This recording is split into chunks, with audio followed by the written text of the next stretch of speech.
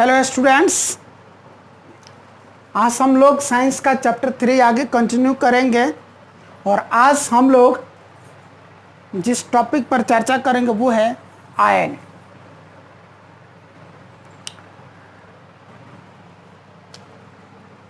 यह एक एटम है।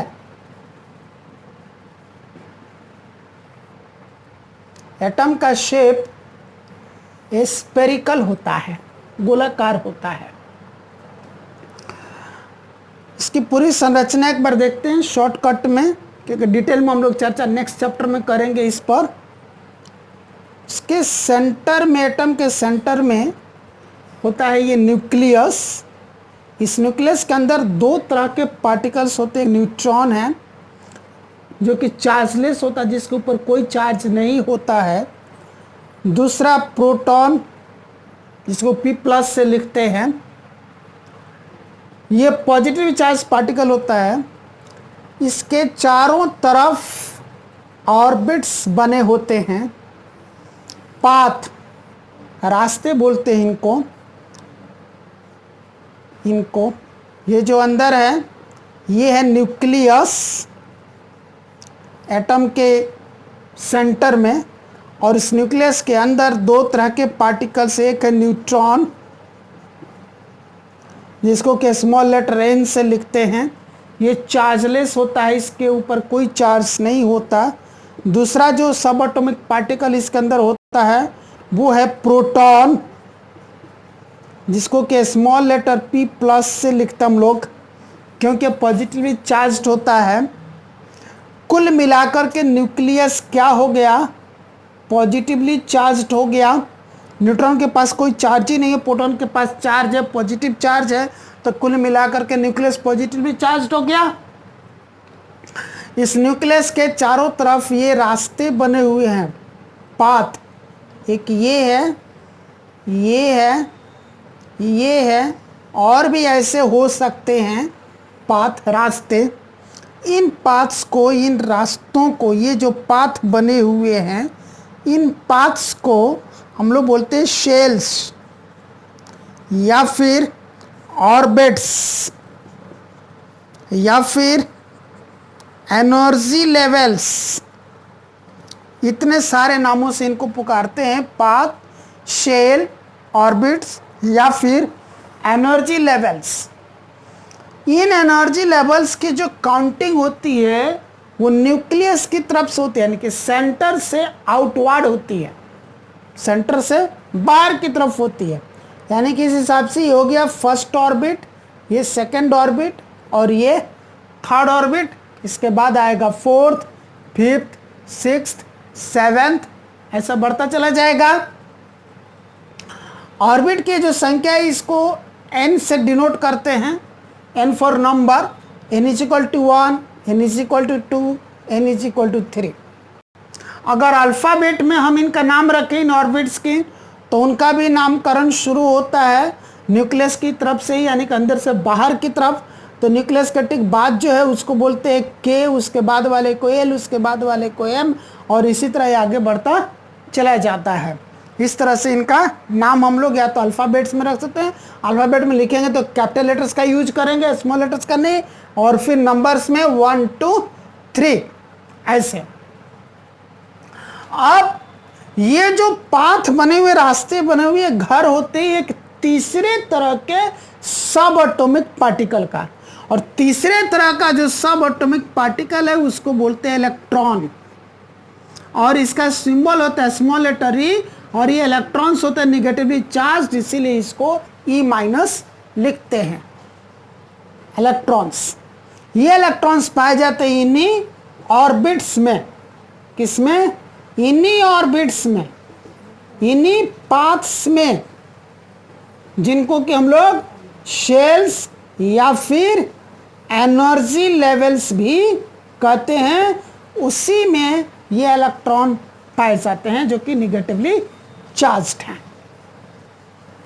अब है कि किस ऑर्बिट में कितने इलेक्ट्रॉन्स होते हैं, इसको कैलकुलेट करने के लिए एक फॉर्मूला है, वो है 2n², जहां पर n क्या है? नंबर ऑफ ऑर्बिट, यानी कि ऑर्बिट की संख्या है। अगर हमको निकालना है कि फर्स्ट ऑर्बिट में मैक्सिमम नंबर ऑफ इलेक्ट्रॉन्स कितने होंगे, मिनिमम नहीं मैक्सिमम, तो फर्स्ट ऑर्बिट में मैक्सिमम नंबर ऑफ इलेक्ट्रॉन्स कितने होंगे उसको इसी फॉर्मूला से कैलकुलेट करेंगे। 2n की जगह हो जाएगा 1 और a स्क्वायर, 2 इंटू 1 का स्क्वायर 1 होता है, 2 1 जा 2। उसी तरह से सेकेंड ऑर्बिट में मैक्सिमम नंबर ऑफ इलेक्ट्रॉन्स कितने होंगे, यहां पर जो हम कैलकुलेट करो maximum number of electrons, minimum नहीं, तो 2 इंटू एन स्क्वायर, अब एन की जगह चुके सेकेंड ऑर्बिट है 2 हो जाएगा, square is equal to 2 into 2 का स्क्वायर 4, क्या बना 2 4 जा 8। इसी तरह से इस फॉर्मूले के अनुसार हम लोग कैलकुलेट करते चले जाएंगे। तो जो भी लास्ट ऑर्बिट होगा उस लास्ट ऑर्बिट में मैक्सिमम 8 इलेक्ट्रॉन्स ही होंगे। ऐसा डिसाइड किया गया है कि जो लास्ट ऑर्बिट होगा उसमें मैक्सिमम 8 इलेक्ट्रॉन्स ही होंगे। जनरली क्या होता है कि एक एटम में जितने नंबर ऑफ इलेक्ट्रॉन्स होते हैं ठीक उतने ही नंबर ऑफ प्रोटॉन्स भी होते हैं। इलेक्ट्रॉन्स निगेटिवली चार्ज्ड हैं, यानी कि एक एटम में जितने टोटल निगेटिव चार्ज होते हैं ठीक उतने ही टोटल पॉजिटिव चार्ज भी होते हैं, और ये दोनों आपस में एक दूसरे को न्यूट्रलाइज कर देते हैं और एटम एज अ होल क्या हो जाता है, न्यूट्रल, यानी कि जिसके ऊपर कोई चार्ज नहीं है। ऐसे होता है एक एटम के अंदर। अब एटम की स्टेबिलिटी को लेकर के, एटम तो स्टेबल तभी होगा जब उसके लास्ट ऑर्बिट में जो मैक्सिमम 8 इलेक्ट्रॉन्स की बात कही गई है, उसके लास्ट ऑर्बिट में मैक्सिमम 8 इलेक्ट्रॉन्स ही होने चाहिए। तो अगर उसके लास्ट ऑर्बिट में 8 इलेक्ट्रॉन्स हैं तब तो एटम स्टेबल होगा, और अगर ये नहीं है तो एटम भी स्टेबल नहीं होगा, यानी कि एटम अनस्टेबल होगा। और फिर एटम अनस्टेबल से स्टेबल होना चाहेगा, एटम अनस्टेबल से स्टेबल होना चाहेगा। तो क्या क्या हो सकता है कि एटम के लास्ट ऑर्बिट में हो सकता है 1 इलेक्ट्रॉन हो, या हो सकता है कि 2 इलेक्ट्रॉन हो, या फिर 3 इलेक्ट्रॉन हो, या 4 इलेक्ट्रॉन हो, या 5 इलेक्ट्रॉन हो, या 6 इलेक्ट्रॉन हो, या 7 इलेक्ट्रॉन हो, या 8 इलेक्ट्रॉन हो। इससे ज़्यादा तो होगा नहीं। मिनिमम के तो लिमिट की बात ही नहीं की जा रही है, मैक्सिमम की बात की जा रही है। तो लास्ट ऑर्बिट में मैक्सिमम कितना होना चाहिए, 8 इलेक्ट्रॉन्स। तो 8 इलेक्ट्रॉन्स होगा, अब इससे ज़्यादा तो हो ही नहीं सकते हैं, कम जरूर हो सकते हैं। इसीलिए 1 2 3 4 5 6 7 इलेक्ट्रॉन्स की भी पॉसिबिलिटी है। जिस एटम के लास्ट ऑर्बिट में 8 इलेक्ट्रॉन्स हैं वो एटम हो जाएगा स्टेबल, यानी कि नोबल। और जिस किसी भी एलिमेंट के एटम के लास्ट ऑर्बिट में 8 इलेक्ट्रॉन्स होते हैं वो स्टेबल होता है, वो नोबल होता है, वो इनर्ट होता है, यानी कि वो कहीं भी किसी भी रिएक्शन में पार्टिसिपेट नहीं करता है, किसी भी रिएक्शन में पार्टिसिपेट नहीं करता है।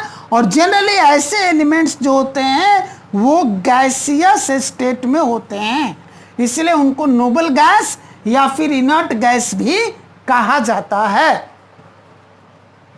इस तरह के एग्जांपल्स हैं, हीलियम है, आर्गन है, नियॉन है एंड सो ऑन।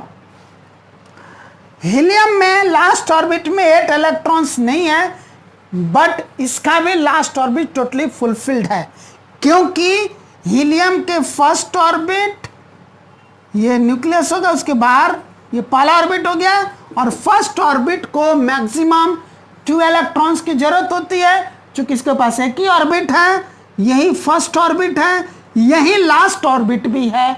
अगर तो फर्स्ट है और लास्ट है, और फर्स्ट ऑर्बिट में मैक्सिमम 2 इलेक्ट्रॉन्स होते हैं, तो इसके पास 2 इलेक्ट्रॉन्स होते हैं। यानी कि ये टोटली फिल्ड होता है, इसीलिए यह भी स्टेबल होता है और नोबल होता है, इनर्ट होता है, इनर्ट गैस होता है, किसी रिएक्शन में पार्टिसिपेट नहीं करता। बाकी हीलियम को छोड़ दें, आर्गन, नियॉन एंड सोन आगे जो भी होंगे उन सब के लास्ट ऑर्बिट में 8 इलेक्ट्रॉन्स होते हैं, इसलिए वो स्टेबल होते हैं, नोबल होते हैं और इनर्ट होते हैं। पर जिन एलिमेंट्स के एटम्स के लास्ट ऑर्बिट में 8 इलेक्ट्रॉन नहीं होते हैं, 8 से कम होते हैं, वो सारे के सारे क्या होते हैं जी? अनस्टेबल होते हैं।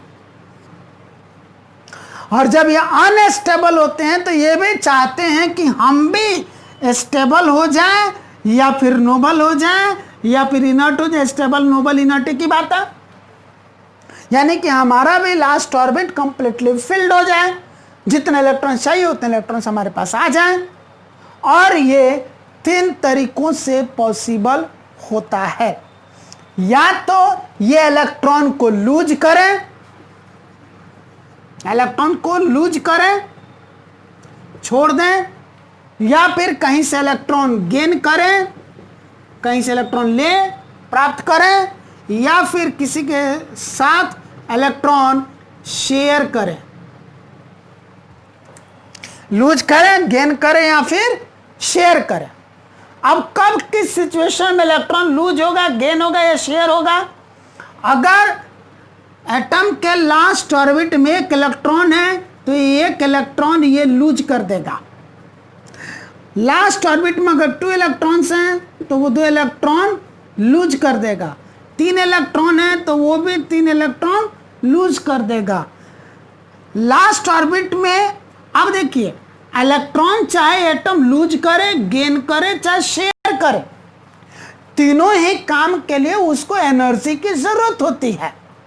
जब तक उसको required amount of energy gain नहीं होगा, एटम ना तो इलेक्ट्रॉन लूज कर सकता है, ना गेन कर सकता है, ना शेयर कर सकता है। कहीं ना कहीं से उसको इतनी एनर्जी मिलनी चाहिए। तो जाहिर सी बात है कि जितने अधिक नंबर में इलेक्ट्रॉन लूज करने हो या गेन करने हो, शेयर करने हो, उतनी ही अधिक एनर्जी की रिक्वायरमेंट होगी। और जितने कम नंबर में इलेक्ट्रॉन्स लूज करने हो, गेन करने हो, शेयर करने हो, उतने कम एनर्जी की जरूरत होगी। तो कम एनर्जी को गेन कर लेना इजी होता है, ज्यादा एनर्जी को गेन करना डिफिकल्ट होता है। तो 1 इलेक्ट्रॉन, 2 इलेक्ट्रॉन, 3 इलेक्ट्रॉन तो इजी है। अब इसके बाद डिफिकल्ट हो जाता है। 4 इलेक्ट्रॉन अगर है तो ये 4 इलेक्ट्रॉन अगर लूज करे तो 4 इलेक्ट्रॉन लूज करने के लिए इसको जितनी एनर्जी की जरूरत है, ठीक उतनी एनर्जी की इसको जरूरत पड़ेगी 4 इलेक्ट्रॉन गेन करने के लिए। और वो बहुत ही ज्यादा एनर्जी होती है, हाई अमाउंट ऑफ एनर्जी होती है। उतने एनर्जी जल्दी एटम कहीं से गेन नहीं कर पाता है। तब एटम क्या करता है कि उसके लिए सस्ता काम हो जाता है कम एनर्जी में काम करने के लिए, वो है कि 4 इलेक्ट्रॉन वो ना लूज करे ना गेन करे, बल्कि वो शेयर करे। इसलिए यहाँ पर शेयरिंग हो जाती है।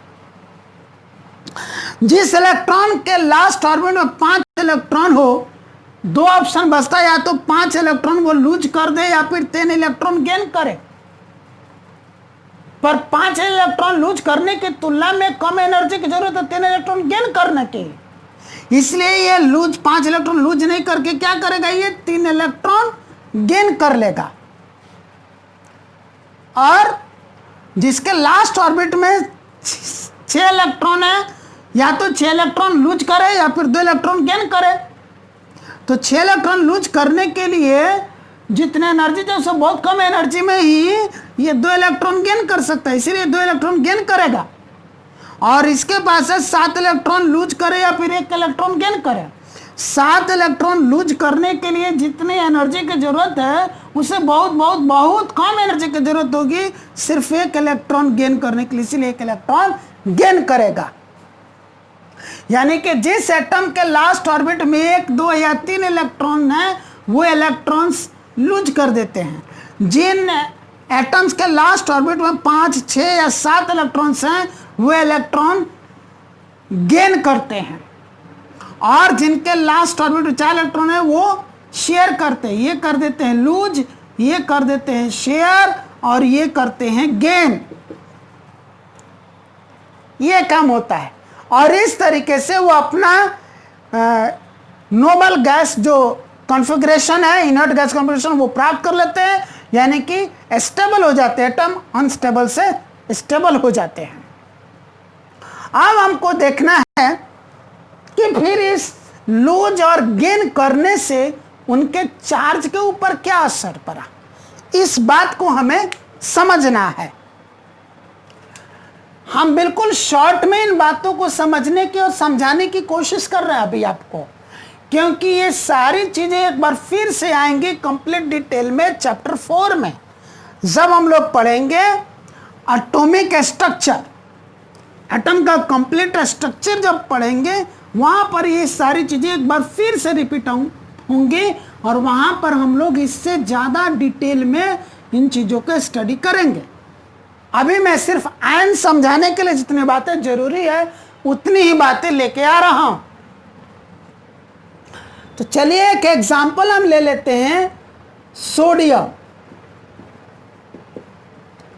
सोडियम एक एग्जांपल हमने ले लिया। इस सोडियम का एटॉमिक नंबर होता है 11। इसका अर्थ है कि सोडियम में 11 ही इलेक्ट्रॉन्स हैं और 11 ही प्रोटॉन्स हैं। अभी थोड़ी देर पहले मैं आपको बताया था कि एक क्या कहते हैं उसको, इनर्ट जो स्टेबल एटम है, नॉर्मल एक एटम है, तो जनरली एक एटम में क्या होता है, नंबर ऑफ इलेक्ट्रॉन और नंबर ऑफ प्रोटॉन इक्वल होता है। तो यहां भी एटॉमिक नंबर 11 है। एटॉमिक नंबर कितना होता है, उतना ही होता है जितना कि नंबर ऑफ इलेक्ट्रॉन होता है, और नंबर ऑफ इलेक्ट्रॉन उतना ही होता है जितना कि नंबर ऑफ प्रोटॉन होता है। यानी कि प्रोटॉन की संख्या को एटॉमिक नंबर कह सकते हैं, इलेक्ट्रॉन की संख्या को एटॉमिक नंबर कह सकते हैं, एटॉमिक नंबर को नंबर ऑफ इलेक्ट्रॉन कह सकते हैं, इलेक्ट्रॉनिक एटॉमिक नंबर को नंबर ऑफ प्रोटॉन कह सकते हैं। ये सब एक बराबर होता है, atomic number equal to number of electron equal to number of proton. तो जब हमने कहा कि सोडियम का एटॉमिक नंबर 11 है, इसका अर्थ उसका 11 इलेक्ट्रॉन 11 ही प्रोटॉन है। अब इसका इलेक्ट्रॉनिक कॉन्फ़िगरेशन देखें तो फर्स्ट ऑर्बिट में मैक्सिमम 2 इलेक्ट्रॉन्स की जरूरत होती है, अभी पढ़ाया था मैं। तो ये 2 इलेक्ट्रॉन फर्स्ट ऑर्बिट में चला गया। सेकेंड ऑर्बिट में मैक्सिमम 8 नंबर ऑफ इलेक्ट्रॉन्स की जरूरत है, 8 उसमें चला गया। 2 और 8 10 हो गया, बच गया 1 इलेक्ट्रॉन, वही तो थर्ड ऑर्बिट में जाएगा। थर्ड ऑर्बिट में आ गया 1 इलेक्ट्रॉन, बट स्टेबल होने के लिए चाहिए कितना उसको, 8 इलेक्ट्रॉन। अब ये क्या करेगा, दो ही उपाय है ना, या तो 1 इलेक्ट्रॉन लूज करे या फिर 7 इलेक्ट्रॉन गेन करे। तो 7 इलेक्ट्रॉन 1 इलेक्ट्रॉन लूज करने के लिए जितनी एनर्जी चाहिए उससे 7 गुनी एनर्जी चाहिए, 7 टाइम्स एनर्जी चाहिए 7 इलेक्ट्रॉन्स गेन करने के लिए। तब बेटर क्या इसके लिए, लूज करने के लिए 1 इलेक्ट्रॉन लूज करेगा। ये जैसे इसको एनर्जी मिलेगी 1 इलेक्ट्रॉन लूज कर देगा तो इसके पास बचेंगे कितने, सिर्फ 10 इलेक्ट्रॉन्स। अब इसके पास बच गए 10 इलेक्ट्रॉन्स, जबकि प्रोटॉन के साथ कोई छेड़छाड़ नहीं हुई है। प्रोटॉन पहले जितना था 11, अभी भी उतना ही 11 प्रोटॉन। जब 11 इलेक्ट्रॉन थे तो 11 ही माइनस चार्ज था, यानी कि -11 चार्ज था इसके ऊपर, और 11 प्रोटॉन थे तो +11 चार्ज था न्यूक्लियस में। ये दोनों कैंसिल होकर के 0 चार्ज हो गया, यानी कि न्यूट्रल हो गया। एटम एज होल क्या हो गया, न्यूट्रल हो गया। अब यहां पर क्या हुआ, लेकिन इसके पास 10 ही इलेक्ट्रॉन बचे, 1 इलेक्ट्रॉन लूज कर चुका है ये, तो इसके ऊपर -10 चार्ज हो गया ऑर्बिट्स में। न्यूक्लियस में 11 के 11 प्रोटॉन है, यानी कि न्यूक्लियस के अंदर हो गया +11 चार्ज, -10 +11 मिलके क्या बना, +1, यानी कि अब उस एटम के ऊपर +1 चार्ज आ गया, यानी कि एटम क्या हो गया, Na+। जो एटम अभी तक न्यूट्रल था, चार्जलेस था, अब उसी एटम के ऊपर एक चार्ज आ गया, यानी कि वो चार्ज्ड एटम बन गया। ठीक इसी तरह से हम एक और एग्जांपल ले लेते हैं क्लोरीन की। क्लोरीन का एटॉमिक नंबर 17 होता है, इसका अर्थ हुआ इसके पास जो नंबर ऑफ इलेक्ट्रॉन है वो भी 17 है और नंबर ऑफ जो प्रोटॉन है वो भी 17 है। अगर इसके पास 17 इलेक्ट्रॉन है यानी कि -17 चार्ज है, 17 ही प्रोटॉन है यानी कि +17 चार्ज है, -17 +17 कैंसिल होकर के 0 चार्ज, यानी कि क्लोरीन का एटम एज अ होल क्या हो गया, न्यूट्रल हो गया, चार्जलेस हो गया। अब जरा इसका इलेक्ट्रॉनिक कॉन्फ़िगरेशन देखें, अगर 17 इलेक्ट्रॉन है तो अकॉर्डिंग टू रूल जो 2n² आपको समझाया था, इस रूल के हिसाब से फर्स्ट ऑर्बिट में 2 इलेक्ट्रॉन जाएंगे, मैक्सिमम 2 ही होते हैं। सेकंड ऑर्बिट में मैक्सिमम 8 इलेक्ट्रॉन्स होते हैं। 2 और 8 10 इलेक्ट्रॉन्स निकल गए, बचा उसके पास 7 इलेक्ट्रॉन्स, वही तो थर्ड ऑर्बिट के पास जाएंगे। थर्ड ऑर्बिट के पास 7 इलेक्ट्रॉन गए, पर थर्ड ऑर्बिट बन गया अब लास्ट ऑर्बिट, और लास्ट ऑर्बिट में मैक्सिमम 8 इलेक्ट्रॉन्स होना चाहिए, यानी कि अब अनस्टेबल है। ये स्टेबल होने के लिए क्या करेगा, या तो 7 इलेक्ट्रॉन लूज करेगा या 1 इलेक्ट्रॉन गेन करेगा। 1 इलेक्ट्रॉन गेन करने के लिए जितनी एनर्जी चाहिए उसे 7 गुनी एनर्जी चाहिए 7 इलेक्ट्रॉन लूज करने के लिए।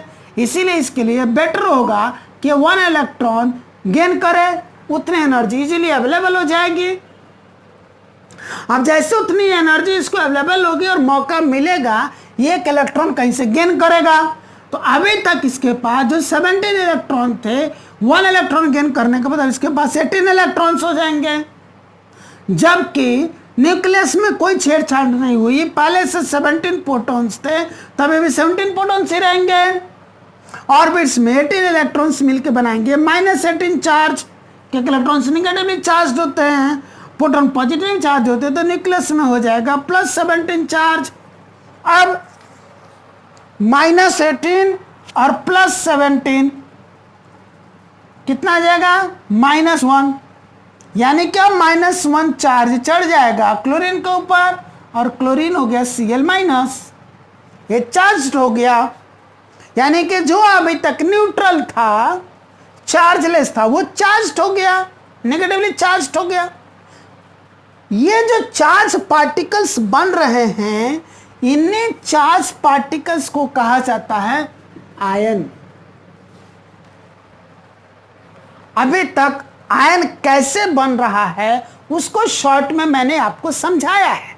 अब डेफिनेशन की बात हो गई, तो व्हाट इज आयन, तो ion is a charge particle, यानी कि चार्ज्ड particles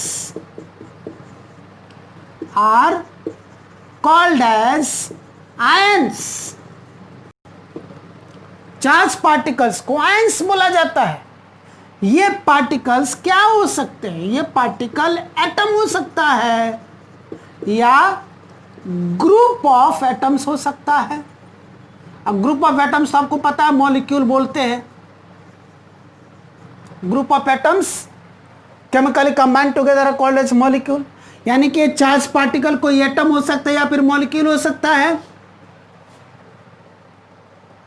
और जो भी चार्ज एटम है, चार्ज मॉलिक्यूल है, वही आयन कहलाता है।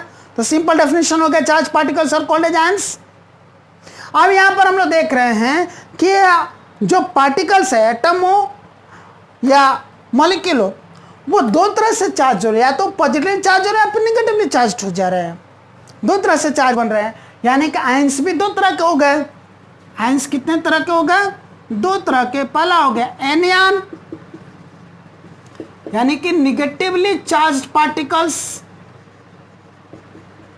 आर कॉल्ड एज एनियंस, और दूसरा हो गया cation, positively charged particles are called as cation. तो इस तरीके से क्या क्या हो गया, charged particles are called as ions. Ions are of two types, first anion and second cation. Anions are negatively charged particles and cations are positive charged particles. यहाँ पर Na+ ये कैटियन हो गया और Cl- एनियन हो गया।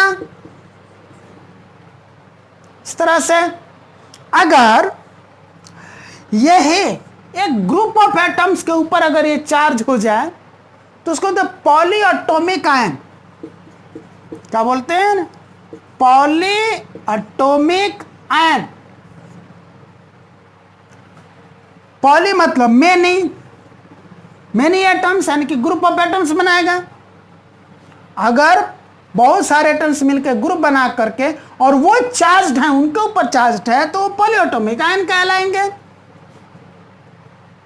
और पॉलीएटॉमिक आयन भी दो तरह के हो सकते हैं, एनायन और कैटायन, यानी कि negatively charge polyatomic ions, positively charge polyatomic ions, दो तरह के भी होंगे। तो यहां पर हम लोग पढ़े आयंस क्या है, आयंस के कितने टाइप्स हैं, एनायन और कैटायन, उन दोनों के डेफिनेशंस पढ़े। पॉलीएटॉमिक आयन क्या है उसका भी डेफिनेशन आपको बताया, और ये आयन का फॉर्मेशन कैसे होता है ये आपको बताया। अब हमको बात जो बतानी है यहां पर अभी वो ये है कि एक एटम को अनस्टेबल से स्टेबल होने के लिए, एक एटम को अनस्टेबल से स्टेबल होने के लिए अपना noble gas inert gas configuration achieve करने के लिए या अपना ऑक्टेट कंप्लीट करने के लिए जितने नंबर ऑफ इलेक्ट्रॉन्स को लूज या गेन या शेयर करने की जरूरत है, उतने नंबर ऑफ इलेक्ट्रॉन्स को कहते हैं वैलेंसी, और उन इलेक्ट्रॉन्स को कहते हैं वैलेंस इलेक्ट्रॉन्स। क्या बताया? Valence electrons. यानी कि ये वो इलेक्ट्रॉन्स हैं जिन इलेक्ट्रॉन्स को एक एटम या तो लूज करेगा या गेन करेगा या फिर शेयर करेगा, और ये जनरली वही इलेक्ट्रॉन्स होते हैं जो कि ऑर्बिट के लास्ट ऑर्बिट में पाए जाते हैं, एटम के लास्ट ऑर्बिट में जो पाए जाते हैं। यानी कि ठेठ भाषा में हम कह सकते हैं कि जो इलेक्ट्रॉन्स एटम के लास्ट ऑर्बिट में प्रेजेंट होते हैं उनको वैलेंस इलेक्ट्रॉन्स कहते हैं। जो इलेक्ट्रॉन्स एटम्स के लास्ट ऑर्बिट में प्रेजेंट होते हैं उनको हम वैलेंस इलेक्ट्रॉन्स कहते हैं। Valence electrons present in the last orbit of an atom. Valence electrons are electrons present in the last orbit of an atom.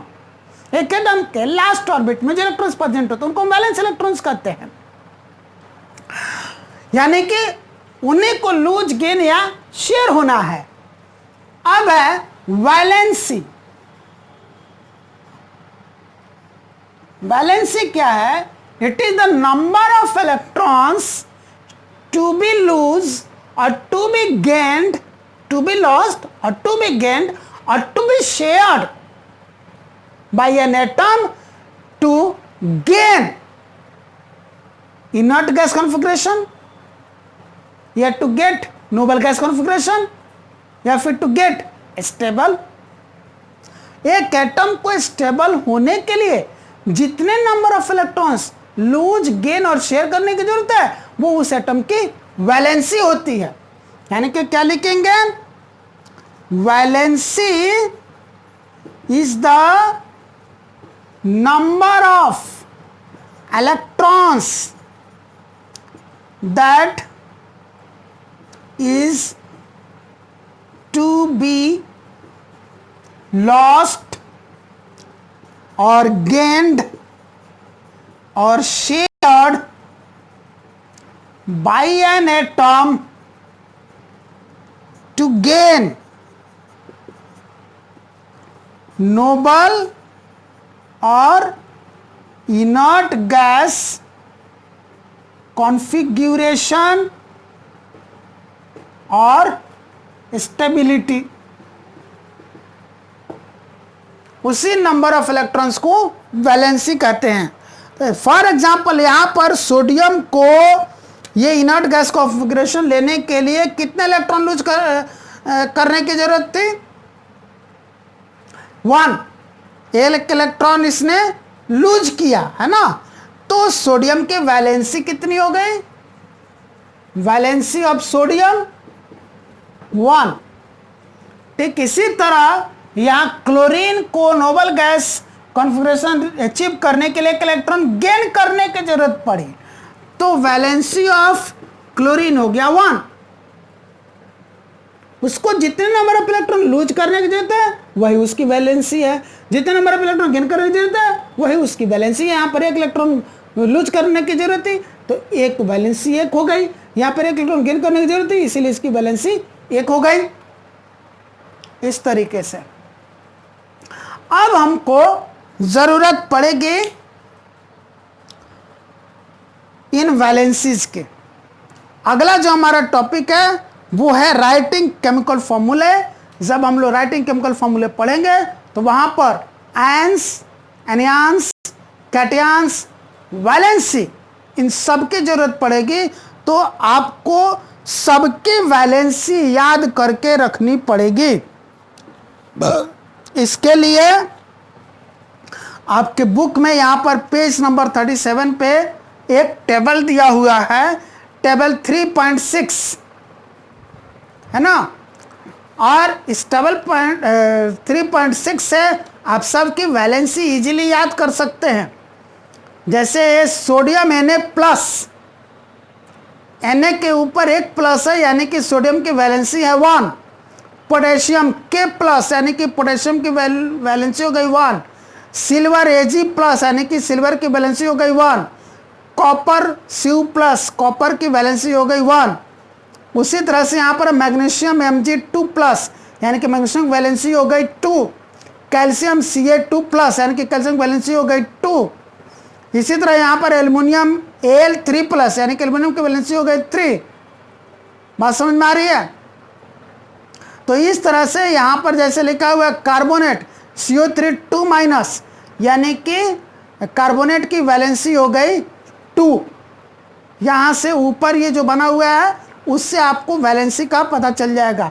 एक प्लस का साइन है यानी कि वैलेंसी 1 है, एक माइनस का साइन है यानी कि वैलेंसी 1 है, और अगर 2 है तो अपने आप लिखा होगा 2 प्लस या 2 माइनस। 2 प्लस लिखा हो या 2 माइनस हो वैलेंसी 2 ही है। 3 प्लस है 3 माइनस लिखा हो वैलेंसी 3 है। 4 प्लस है 4 माइनस लिखा हो वैलेंसी 4 ही है। इस तरह से याद करना है। तो ये हो गया साथ साथ आपको आयन के नेम, आयन के सिंबल्स और उनके वैलेंसी सब कुछ एक साथ आपको याद हो जाएंगे। ये पॉलीएटॉमिक आयंस हैं, ये भी आपको साथ साथ पॉलीएटॉमिक आयंस के नेम, उनके सिंबल्स और उनकी वैलेंसी याद हो जाएगी। तो ये एक टेबल आपको अच्छी तरह से याद होना चाहिए। अगर ये टेबल याद है तो फिर हम लोग राइटिंग केमिकल फॉर्मूला आसानी से कर सकते हैं, जो कि हम लोग नेक्स्ट क्लास में करेंगे। Thank you.